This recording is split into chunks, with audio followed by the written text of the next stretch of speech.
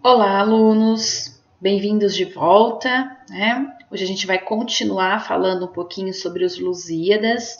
No vídeo passado eu apresentei para vocês a primeira parte, né, que é a proposição, e hoje a gente vai falar sobre a segunda parte, né, que é a invocação. Bom, lá na primeira parte, o poeta, né, Camões, ele exalta esse povo português e ele pede para que cesse, né, essa musa antiga, porque outro valor mais alto se levanta. E hoje a gente vai falar sobre a invocação, tá, que é a segunda parte dessa epopeia. Na invocação, ele pede invocação, ele pede para inspiração, para que as ninfas do rio Tejo, as chamadas Tágides, lhe deem essa inspiração necessária para que ele possa, né, cantar esses feitos grandiosos aí de Portugal. Bom, então ele vai dizer o seguinte: e vós, Tágides minhas, pois criado tendes em mim um novo engenho ardente. Se sempre em vosso humilde celebrado, foi de mim vosso rio alegremente. Dai-me agora um som alto e sublimado, um estilo grande, louco e corrente, porque de vossas águas febordene, que não tenham invejas de Hipocrine. Dai-me uma fúria grande e sonorosa, e não de agreste avena ou frauta ruda, mas de tuba canora e belicosa, que o peito acende e a cor ao gesto muda. Dai-me igual canto aos feitos da famosa gente vossa, que amar-te tanto ajuda, que se espalhe e se cante no universo, se tão sublime preço cabe em verso, né? Então, para que ele tenha essa força, né? Para que ele tenha essa fúria aí para cantar esses feitos heróicos, ele vai pedir então a invocação para as famosas Tágides, as ninfas do rio Tejo. Depois que ele pede essa inspiração, ele vai então dedicar essa obra. E ele dedica essa obra, gente, ao rei Dom Sebastião, né, o rei de Portugal, em que na época que os Lusíadas foi publicado, era ele quem estava governando, né? Os Lusíadas é de 1572. Esse rei aqui, jovenzinho de tudo, assume o trono bem novinho e ele coloca fé, né, nesse rei, e ele vai dizer então que essa obra é dedicada a esse rei, que inclusive o ajudou a publicar os Lusíadas. Vós tem o novo ramo florescente de uma árvore de Cristo mais amada, que nenhuma nascida no ocidente, cesário cristianíssima chamada, vede-o no vosso escudo que presente vos amostra a vitória já passada, na qual vos deu por armas e deixou as que ele para si na cruz tomou.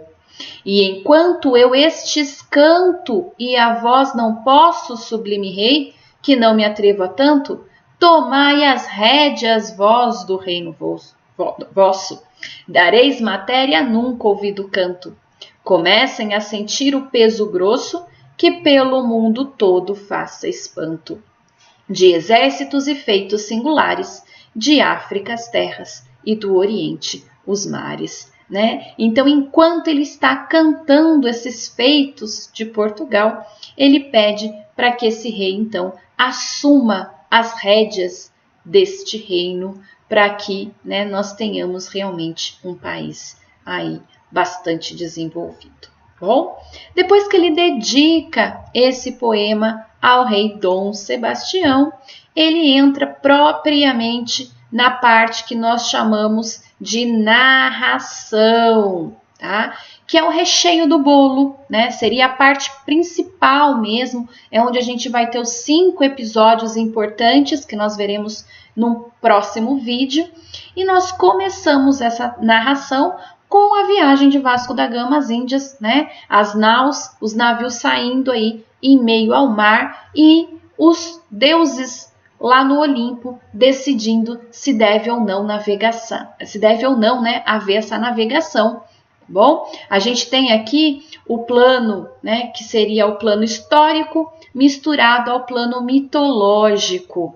Olha lá, já no largo oceano navegavam, as inquietas ondas apartando, os ventos brandamente respiravam, das naus as velas côncavas inchando, da branca escuma se mostravam cobertos onde as proas vão cortando as marítimas águas consagradas que do gado de Proteu são cortadas. Então, enquanto essas naus já estavam com as velas côncavas inchando, já estavam partindo, os deuses lá no Olimpo resolvem se reunir.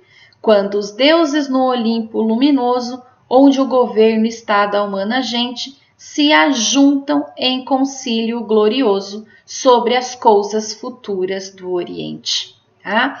Aqui nós podemos dizer, gente, que nós temos já o início de um dos episódios importantes, que é o episódio chamado Concílio dos Deuses. Bom?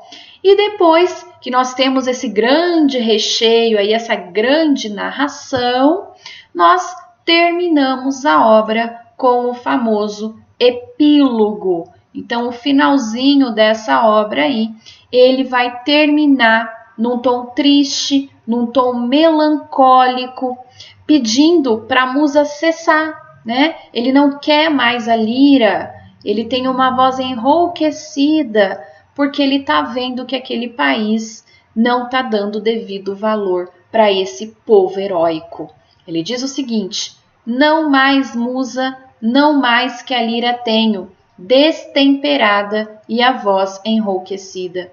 E não do canto, mas de ver que venho cantar para gente surda e endurecida. O favor com que mais se acende o engenho, não no da pátria não, que está metida, no gosto da cobiça e na rudeza de uma austera, apagada e vil tristeza. Então ele começa, né, como vocês viram lá na primeira parte, na proposição, de forma exaltada, e agora ele termina num tom triste, dizendo que parece que ele está cantando para gente surda e endurecida, tá? Então essa exaltação, de alguma forma, se torna crítica lá no final da história, ao dizer que esse povo de Portugal não está dando valor para essa pátria. Certo, pessoal? No próximo vídeo, a gente vai comentar sobre os episódios importantes que acontecem lá na parte da narração. Um beijo e até o próximo vídeo.